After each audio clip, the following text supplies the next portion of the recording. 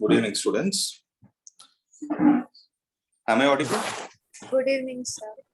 Yeah, sorry, my previous class got delayed. Yeah, we'll get started. So what was the last topic we were discussing, guys? Sir, we did Collisions, right? one-dimensional and yeah, sir. One-dimensional collision. I think we have completed the derivation, right? If I'm not wrong. Yeah, sir. So that was the day. Yes, this also got my content also didn't get stored. I remember. Okay. Sir?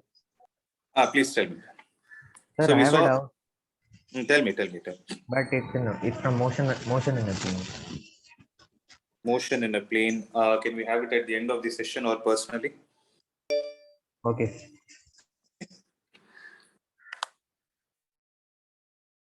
If time permits, we'll have it at the end of the session, or else we'll do it personally. You can drop me. You can drop me a message. Okay. Any doubt from collisions, guys? Collisions in one dimension. No, sir. Last week's derivation is completely clear. So you are expected to remember those expressions of final velocities. Okay.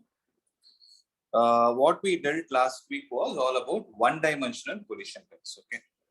So I would suggest you to go through my notes rather than going through the textbook, because it's slightly, the language will be VIF, VI1, all these kind of language will be used, which will be difficult for you to understand.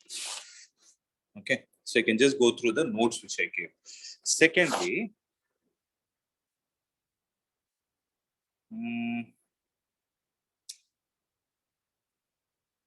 we'll try to do a problem and understand how to deal with oblique collisions. Okay. So I'm proceeding with the assumption that one-dimensional collision, that you guys have no doubts. So in one-dimensional collision, we saw for a perfectly elastic collision, right? So before I proceed, I just have one question to ask you. We saw something called as E last week. What is it? E is equal to V2 minus V1, the whole divided by U1 minus U2. What is it called as? This is called as the coefficient. Yes. What is the value of coefficient of restitution for elastic collision? It is 1. 1.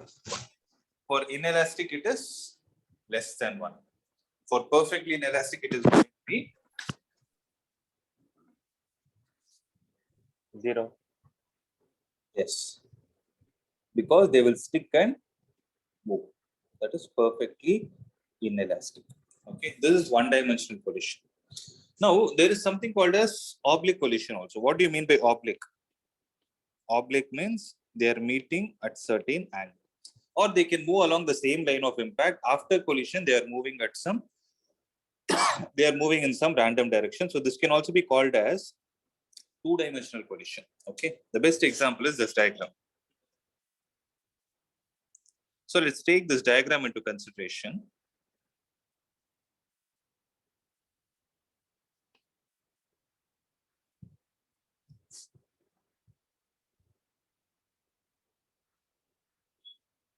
Okay.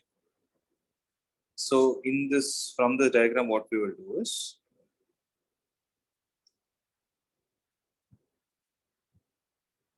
we'll read this first.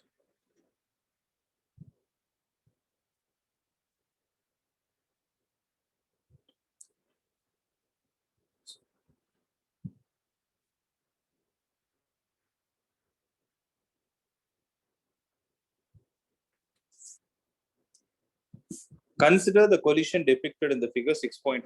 This is 6.10 if I'm not wrong. Wait. Yes, 6.10. Yeah. 6.10 to be between two billiard balls with equal masses M1 and M2. The first ball is called as the cue, while the second ball is called as the target. Okay. The billiard player wants to sink the target ball in a corner pocket, which is at an angle of theta 2 is equal to 37 degrees. So he wants the target to fall into a corner pocket, which is at an angle of 37 degrees. Assume that the collision is elastic. Okay, so when they say elastic, the first thing that should come to your mind is relative distance of separation is equal to relative distance of relative velocity of separation is equal to the relative velocity of approach. Okay, you can ignore the friction and the rotational motion. If that is the case, obtain the value of θ1.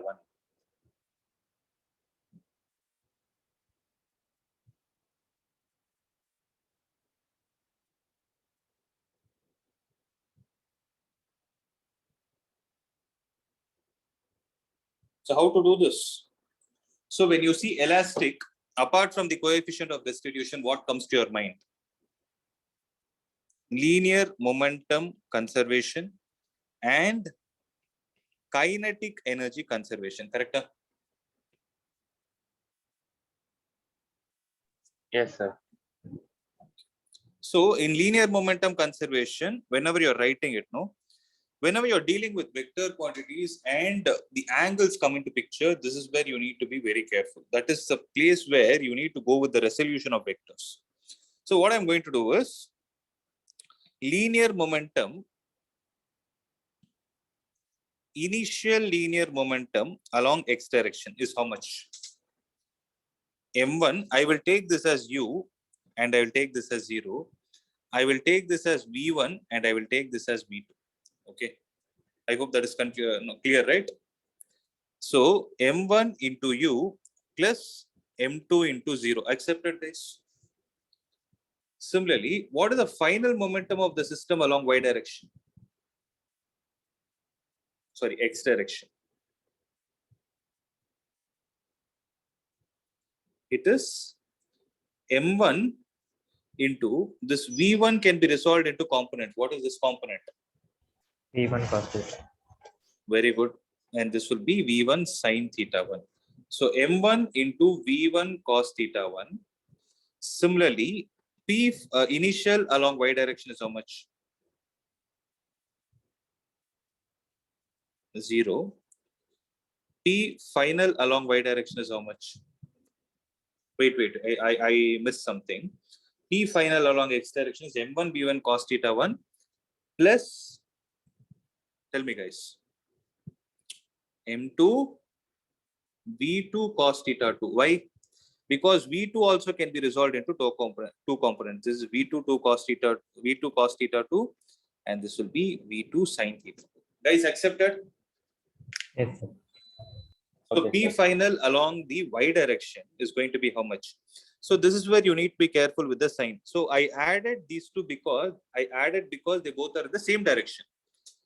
Whereas along the y direction, v1 sin θ1 is upward direction, v2 sin θ2 is in the downward direction. So P Fy will be equal to m1 v1 sin θ1 minus m2 v2 sin θ2. Accepted, guys? Correct? Yes, sir. Perfect. Sir, is this assuming that upward is positive and downward? Yes, sir. Correct. Perfect. That's right. So we are taking upward as positive. Obviously, see, whenever you're dealing with vectors, right? I told this, I repeat it again. You take one direction as positive, the other one should be negative. That's it. So since I took upward as positive, this one by default takes the negative sign. So that is why there is a minus. Okay. Now, I'm applying the linear momentum conservation along x direction. So when I apply it along x direction, what can I say? m1u is equal to m1 v1 cos θ1 plus m2 v2 cos θ2. Correct? Yes, sir.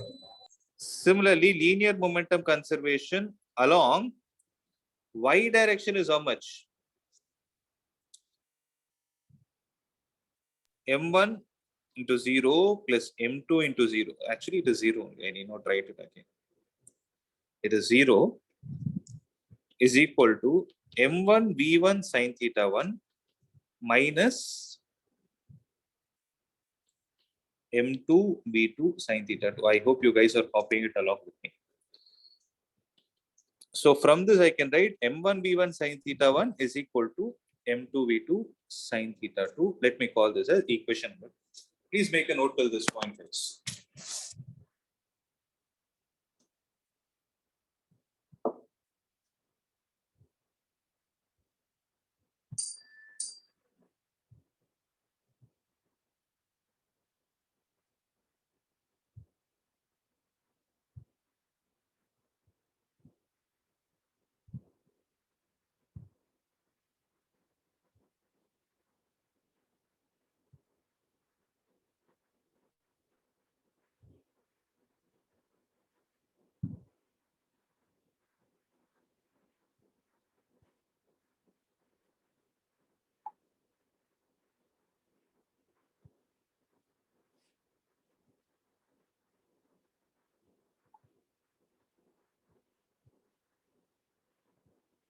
Sir, could you show the question? Sure.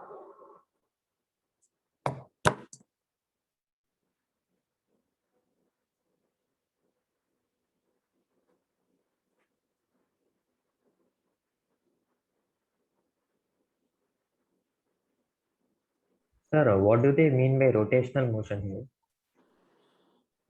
Rotational, it is not rotating. Sir, even if it rotated, it would be the same, right? No. You don't know what will happen. There is a concept called as torque, which you are not sure as of now. Now everything is running on force. When something is rotating, angular momentum is going to come into consideration. Okay, sir.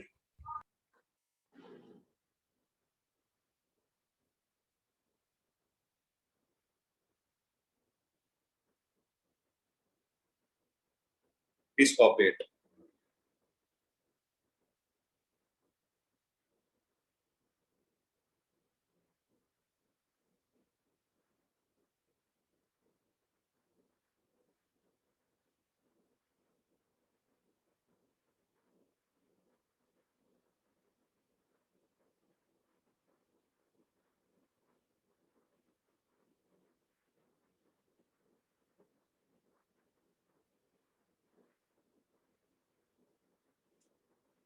Okay, are you done?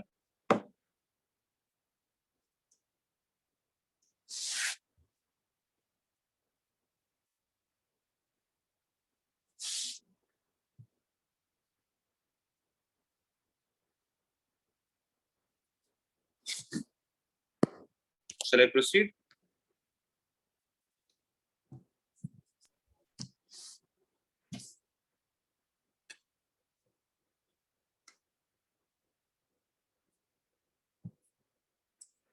Now listen. Kinetic energy conservation. Okay. So when we talk about kinetic energy conservation, you guys tell me, initial kinetic energy is how much? So I cannot write it as kinetic energy along x direction and kinetic energy along y direction. So initial kinetic energy is half m1 u1 square. So final kinetic energy is half m1 v1 square plus half m2 v2 square. Okay.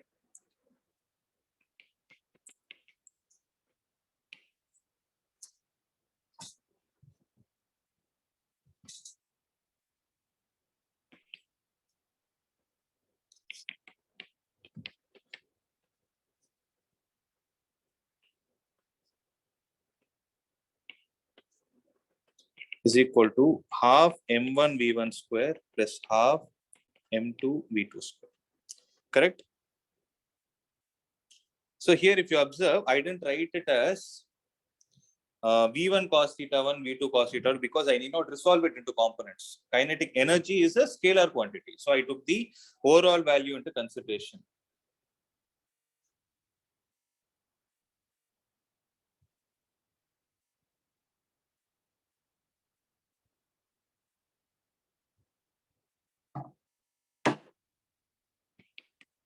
So half will get cancelled. Okay.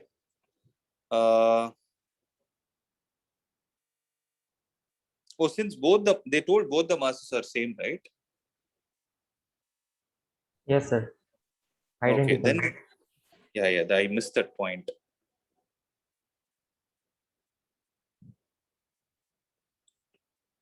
So then should we take out common? Yes. U will be equal to v1 cos theta 1 plus v2 cos theta 2. Okay. Here it will be v1 sin theta 1 is equal to v2 sin theta 2. That will be 2. Okay. Here also m1 and this will get cancelled. v1 sin theta 1 is equal to v2 sin theta 2. Okay.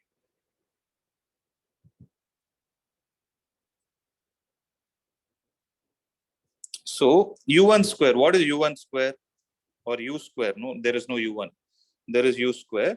So u square is equal to V1 cos theta 1 plus V2 cos theta 2 the whole square.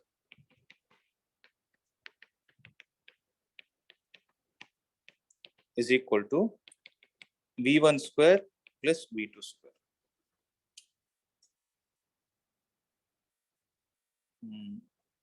I think I'll again get V1 sin theta 1 is equal. So what is our job? Our job is to find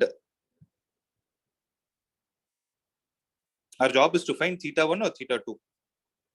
Can you please read the question and tell me? Our job is to find theta 1, no?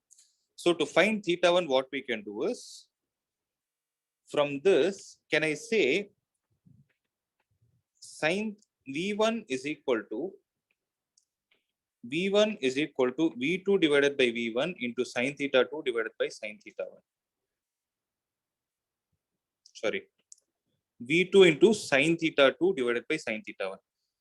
So V1 cos theta or V1 square cos square theta plus V2 square cos square theta plus 2 times V1 V2 cos theta 1 cos theta 2 is equal to V1 square plus V2 square. So V1 square into 1 minus cos square theta plus V2 square into 1 minus cos square theta is equal to 2 times V1 V2 cos theta 1 cos theta 2. Guys, am I clear? Did you understand what I did? So Yes, V1 sir. square into this thing, V2 square into this thing, this will go to the other side. So V1 square into sin square theta 1, theta 1, theta 2,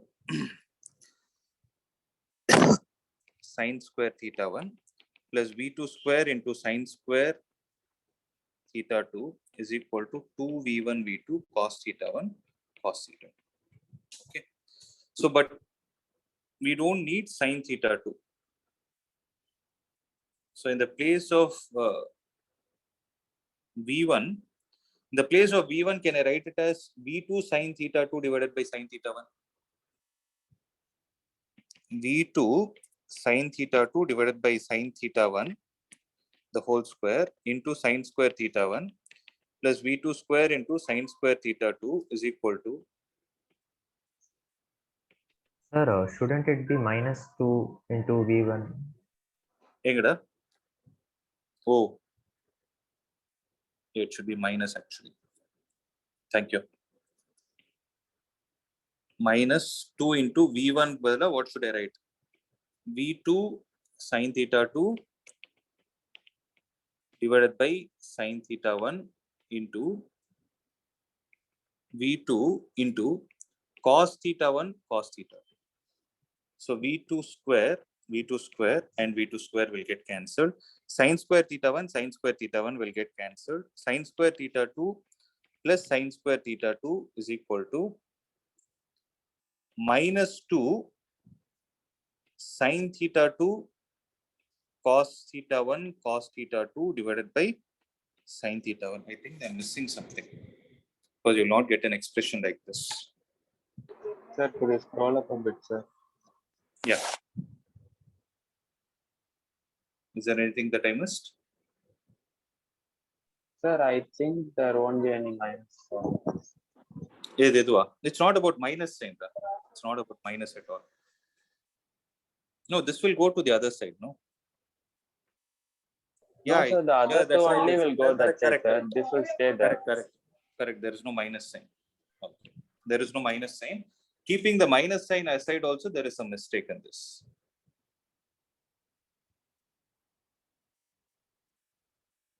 Okay. Let's see what has to be done. So sin square theta 1. Okay. Sin square theta 2 then. Sin square theta 2 plus sin square theta 2. So 2 times sin square theta 2 is equal to 2 sin theta 2 into cos theta 1 into cos theta 2 divided by sin theta 1. So sin theta 2 and this will get cancelled. 2 and 2 will get, no, we got it. So sin theta 1, sin theta 2 minus cos theta 1, cos theta 2 is equal to 0. Or I can write cos theta 1, cos theta 2 minus sin theta 1, sin theta 2 is equal to 0. So what is this thing? Cos of theta 1 plus theta 2 is equal to 0. Guys, am I clear? Did you understand what I did? Cos A cos B minus sin A sin B is cos of A plus B. So cos of theta 1 plus theta 2 is 0. Then theta 1 plus theta 2 is how much? 90. So, but what is theta 1? That is what we need to find. Theta 2 is 37 degrees, will be equal to 90, which implies theta 1 will be equal to 53 degrees. All these steps are not given in the text. So, I suggest you guys to copy it. They would have simply finished in one step. I'll show you. Wait.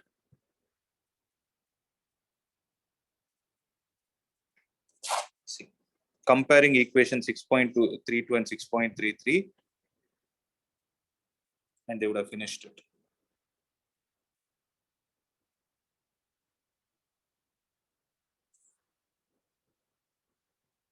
Okay. So please make sure you write down the detailed explanation for it.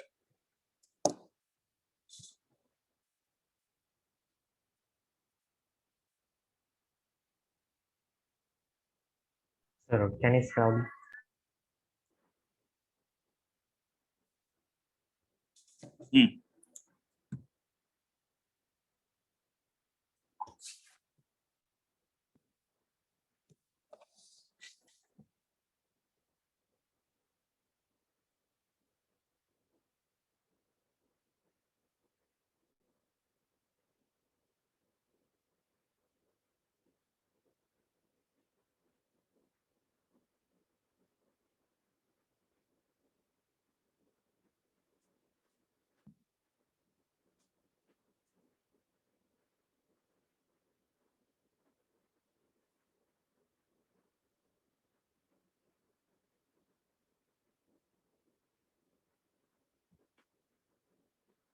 Let me know once you're done.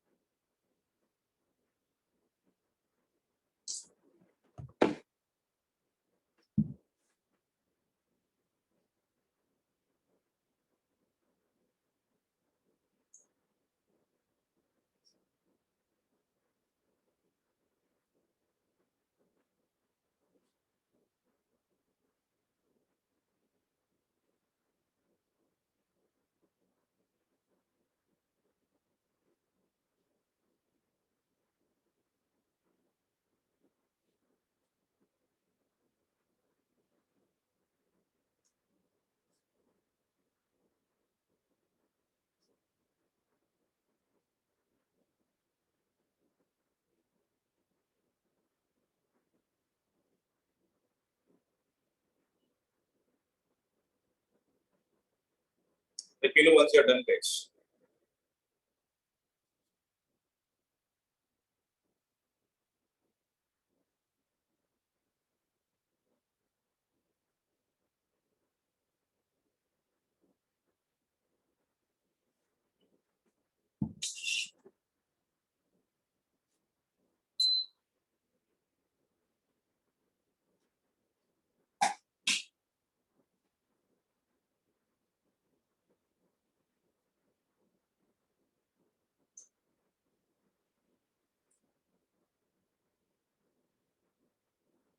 Done, guys?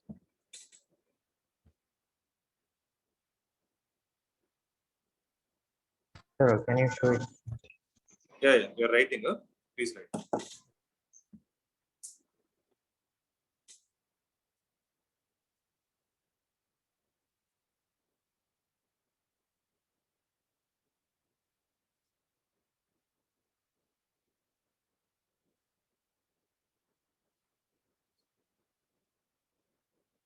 Yes, sir.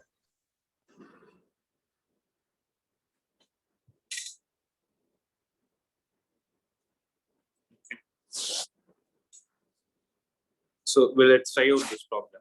6.16.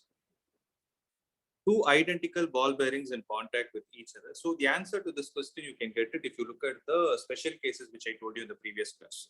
So just have that open so that you can answer it in one step. If I'm not wrong, I can expect these type of questions in MCQs or assertion reason, whatever it is. Okay. So two identical ball bearings are in contact with each other and resting on a frictionless table are hit. So these are the ball bearings are hit by another ball bearing of the same mass moving initially with a speed v. If the collision is elastic, which of the following is possible result after collision?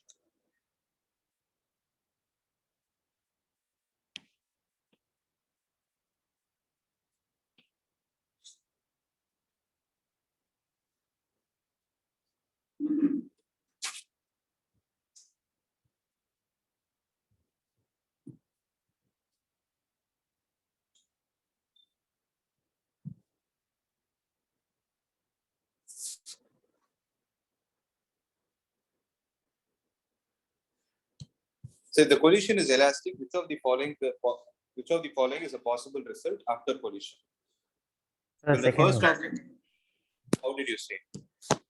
Sir, the total mechanical energy will be conserved in second one. Don't use the word mechanical energy. It should be only kinetic energy. Next. Okay, you use total kinetic energy as concept. That's right. Okay, but yeah, let me explain the concept. Do you remember? Please check the special cases. What did I say when two objects of same mass are moving and undergoing head-on collision? Okay, under a perfectly elastic scenario, what is happening? Where one object is moving and the other object is at rest.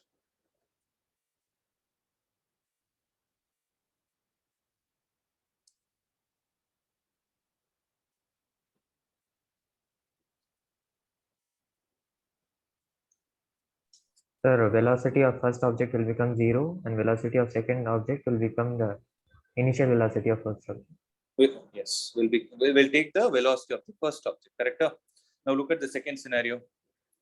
So the first object would have transferred its velocity to the second, right? So in the intermediate step, what would have happened? The first would have come to rest. The second would have gained some velocity, but it would have not moved because it would have transferred its velocity to the third one because they both are in contact. So first and second are coming in contact and the third one starts moving with the velocity, which is the initial velocity of the first object. Guys, are you able to understand? This is a very, very important point.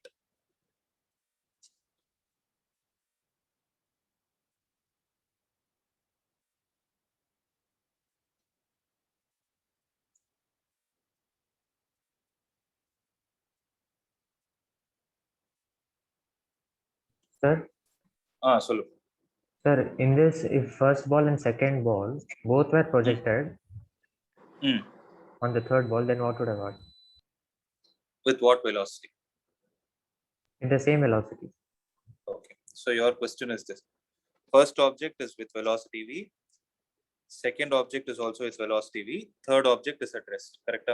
Yes, sir. Is this what you're asking? Okay. Yes. Now, first and second object would have never met at all. Right? Until what point? Till the second object comes in contact with the third. So what will be the equivalent scenario? The first object will be moving.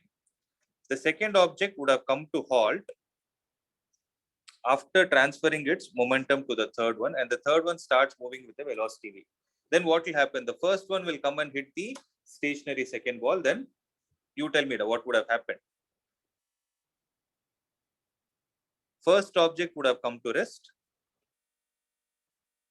Second First object will object, gain the momentum of first. a velocity of the first object, Yes, and third will continue to move with the initial velocity of the second object. Since they both are having the same velocity, the relative distance of separation between them will be always a constant. Means initially at the moment when the second ball started, the distance between the second and the third ball, let's say it is x meters, the same x meter will be maintained till there is a force to stop this. Yes, sir. Correct? Understood? Yes, sir. Yes. Okay. Now similarly, try the 6.17 guys.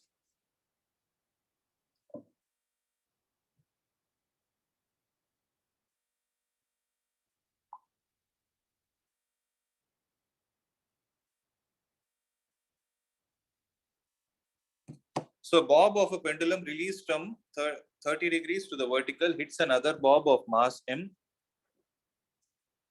at rest.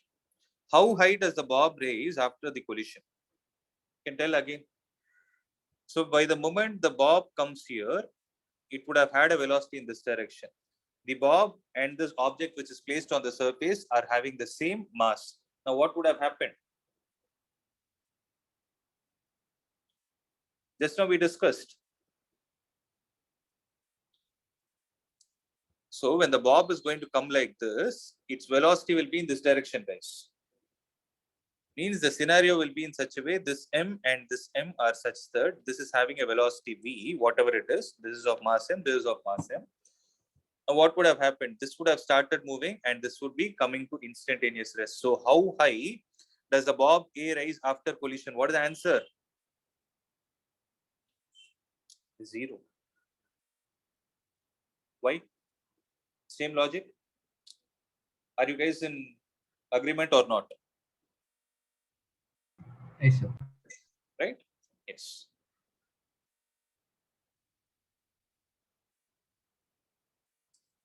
Okay, so these are all the types of questions that can come. Now I will do some more Once problems repeat the tomorrow. last one. Either nothing. The object would have come to rest over them. The bob would have come to rest because when it is coming in this way, it is coming in a parabolic path. When it comes closer to the ground, its velocity will be parallel to the surface. Correct? Huh? So Yes, it is hitting this object with velocity v in a Okay, head-on. sir. It is undergoing a Okay. head-on collision. That is the meaning. Correct? Huh? Yes, sir. Good. So I will do some more problem, but I'll do it tomorrow. So today I want to explain the concept of power. We have finished work and energy, but we didn't discuss about power at all. Shall we start?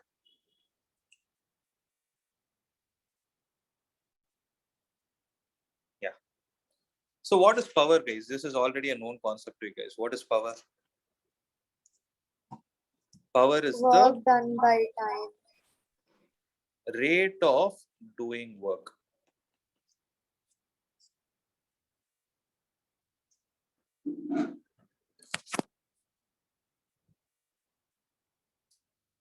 So it is the rate of doing work. So power is defined as the rate at which the work is done. Please write it down. So what do you mean by rate? Rate is the amount of work done per unit time. Correct? So Sir? whenever you define up, see, generally whenever you define any quantity which is involving time in it.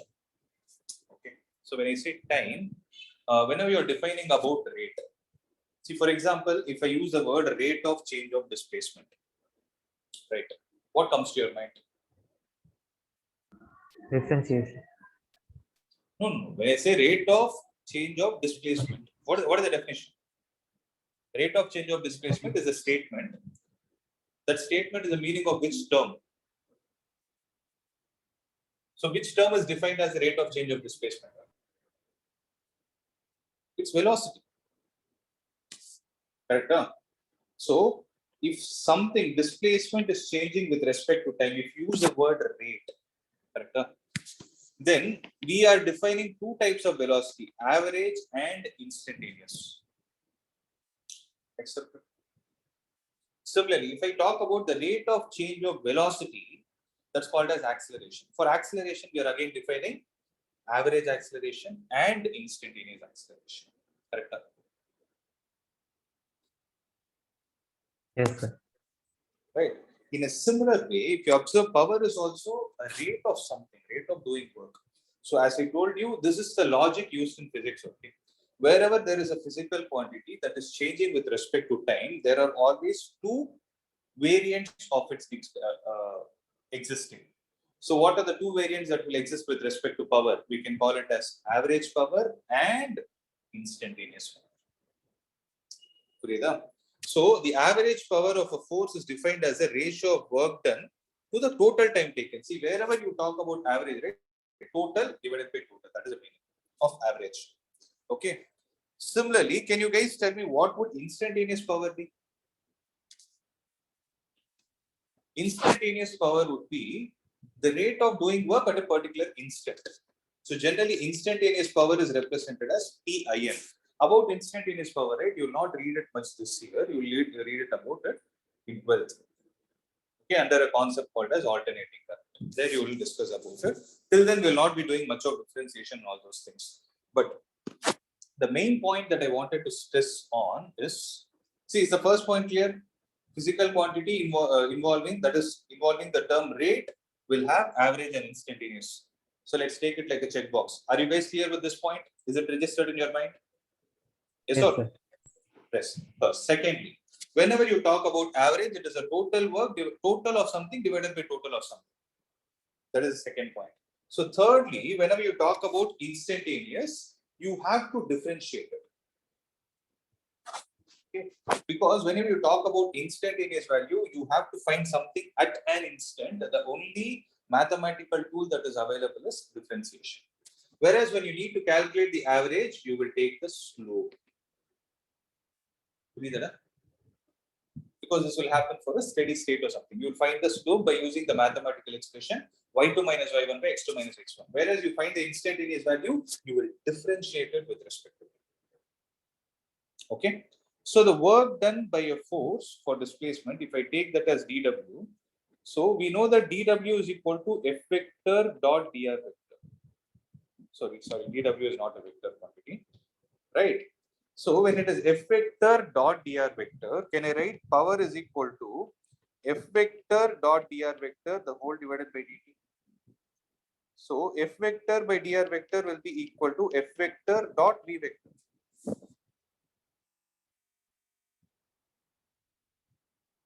Okay. So this is called as, if v is taken as the instantaneous velocity, when the force is F, then the instantaneous power can also be written as force vector dot velocity vector. Please make a note of this. The expansion of this can be written as Fv cos theta. Chariya. It is F into V into cos theta.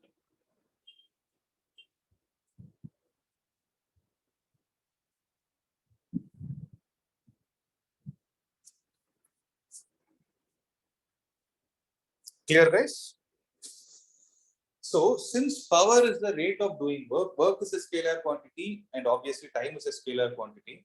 So, whenever you're looking for finding whether it is a scalar or vector, if you look at the numerator, it is sufficient because there is no concept of division of vectors. So, if the numerator is a scalar quantity, then that physical quantity will be a scalar. So, power is also a scalar quantity. So, to put it in simple terms, this whole chapter, work, energy, and power, everything you're dealing with is a scalar quantity, except the concept of momentum, where we dealt it in the case of collisions. Okay. And what is going to be its dimensional formula? See, please make sure you're able to derive those dimensional formulas. So work done is force into displacement. So force is ml minus 2 into displacement is L, the whole divided by time. So ml square t minus 3 is going to be the dimensional formula of power. So in the SI system, its unit is called as watt. So how is watt defined as? 1 watt is 1 joule per 1 second, where joule is the measure of work done and second is the measure of time. Right? It is named after the scientist whom? James Watt. Okay. So he was the one who invented, one of the innovators of the steam engine in the 18th century. Okay. So there is another unit of power also, which is called as horsepower. Generally, this term horsepower is used for car engines. Okay, generally they're used for the engines of vehicles. So 1 horsepower is defined as 746 watt. So this unit is described to is used to describe the output of automobiles and motorbikes. Okay. Secondly, we come across the concept of unit watt when we talk about electrical systems also. See, this you would have learned in your 10th grade. There is something called as commercial unit of energy. You guys remember this? Yes. Right. So whenever you go to, see, for example, you're using an electrical equipment at your home, right? Let's say your fan is running.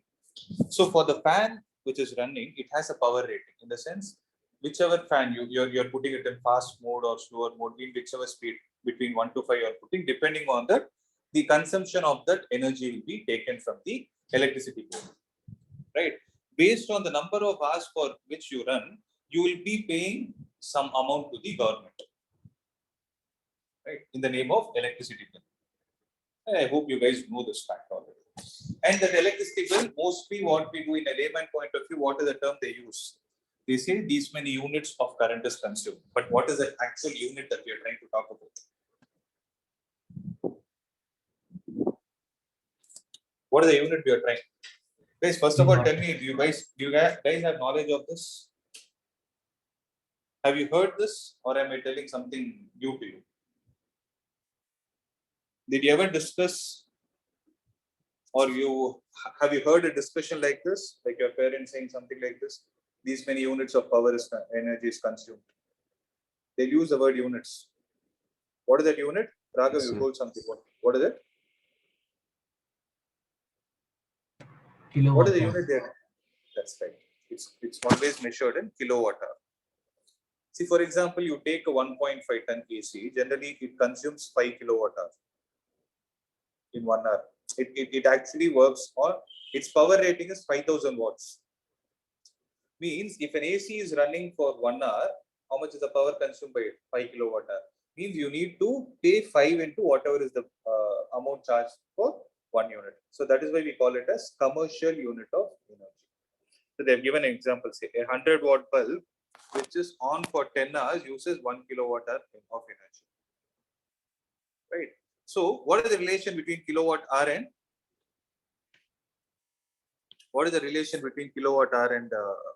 joule?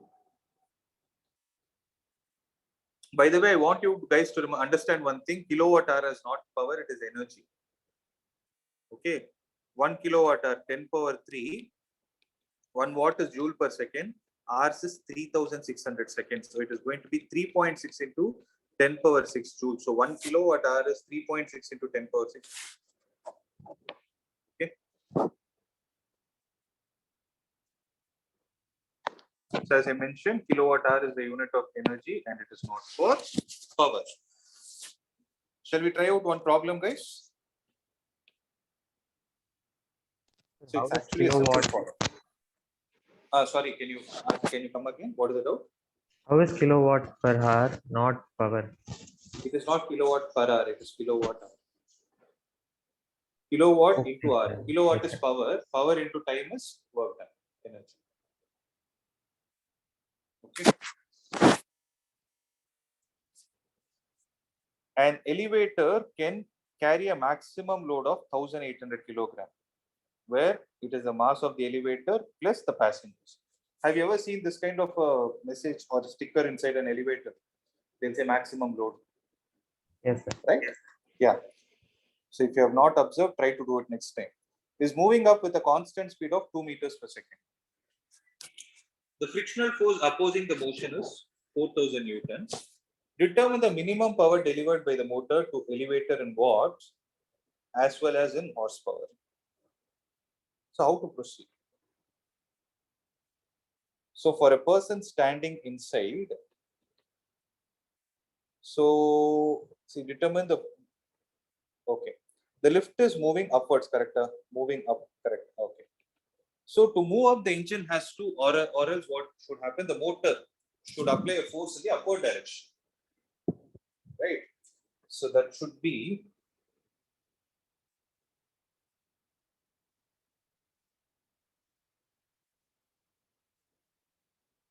if I call that as F, then the weight that is acting will be in the downward direction, and frictional force will obviously be in the direction opposite to the force applied by the motor. So that is also going to be in the downward direction. Correct? So what did they ask? Determine the minimum power. Minimum power delivered by the motor in watts. So whenever they say minimum, the force applied by the motor should be greater than or equal to mg plus F. Only then the lift will be able to move in the upward direction. Correct? So If the it is greater than or equal, equal, then how will the it greater move? than or equal should be written. So that should be the logic. But among this, what is the minimum value?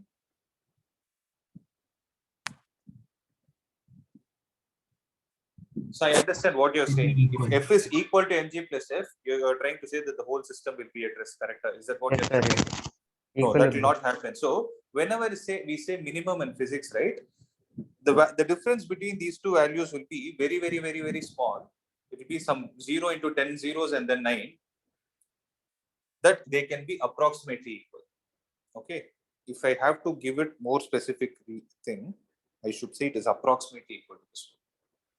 Why we take it like that is because we have the exact numbers on the right hand side. So to find out the minimum value, we need to have a closer value to it. So to be more specific, whatever value you're not going to get the exact, it's not the exact value. It should be slightly greater than that.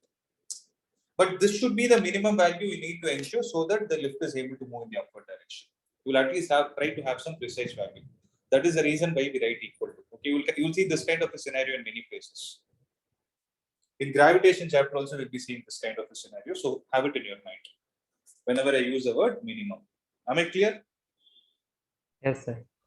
Right? So this is the actual symbol to be used, but yeah, if you guys understand, that is more than sufficient. Because this time it is not subjective, but generally when you, I would not suggest you to write this in exam because some teachers won't accept it. Okay, you can just take equal to.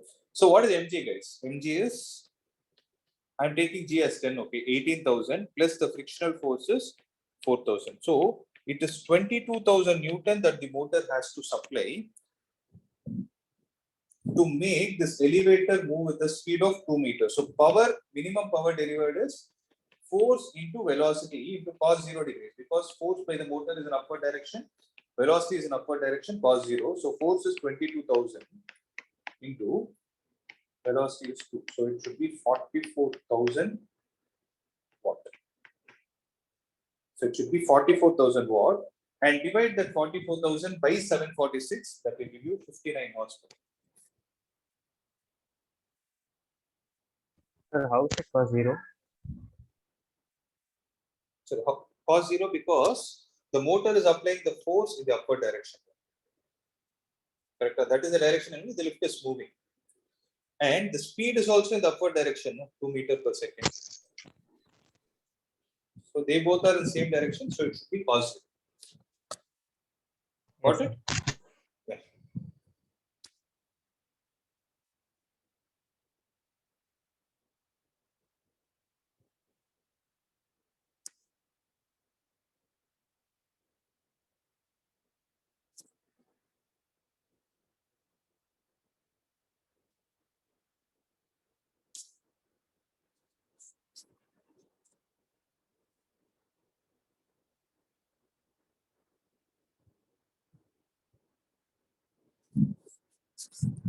Okay. We'll do one last problem and then wind up.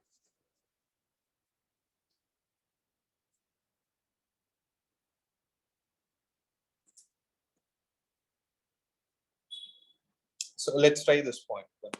A body is initially at rest. It undergoes one-dimensional motion with a constant acceleration. Power delivered to it at time t is proportional to. So power is equal to work done by time. Work done is equal to mass into acceleration divided by time. Correct? So mass into, what is acceleration?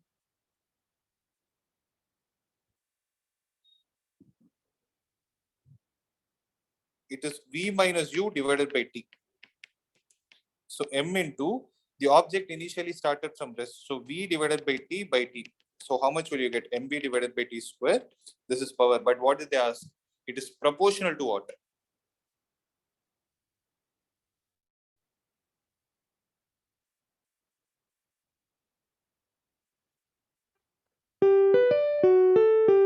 Constant power delivered to it at time t is. It's constant acceleration. So 1 minute. There is no option, right? See, the reason I found it as mistake is because whenever I say something is proportional to another quantity, except the quantities which you're trying to relate. For example, power and time square can be related, provided mass into velocity is constant. But here I can conclude that velocity is not constant. Can you tell me why? Because Acceleration is there, so that is a mistake actually. Okay, So that is the case, then we need not do all these things. Power is equal to mass, work done is equal to mass into acceleration into, I forgot displacement. Displacement, the whole divided by time. So mass is constant, acceleration is constant. S is equal to half into 80 square divided by T. Correct, Ada? Because U is 0. So T and T will get cancelled. Now see, half into ma square into T is power. Half is constant, m is constant, a square is constant. So power is directly proportional to time. Am I clear? Yes, sir. Okay, so tomorrow we'll try out some more problems. And then on Wednesday we can start a new chapter. Any other doubt based from today's class? Sir, can conservation of linear momentum be extended to more than two objects? Yeah. It can be. But we generally don't use it. Yes, it can be, because there is a concept like this. Okay, see, you know about a shell, right? See, generally what happens if you throw a shell, sometimes what it, like, how do I say, you know about this clay mud? Have you ever seen this red color? I'm talking about clay mud, not a clay. Not sure if you have seen it. It will not be strong. If you press it with your hand also, it will break. If you find some balls kind of stuff, I'll explain it in detail. I'll bring an example and explain. Tomorrow's class, first thing you remind this to me, I'll explain. Sure. But Okay. to answer your question, yes, it can be upgraded. I just thought of giving you an example, but I'll do it. Okay. That's it, friends. I'll see you all tomorrow. Thank you, sir. Thank Yeah. you, sir. Thank you.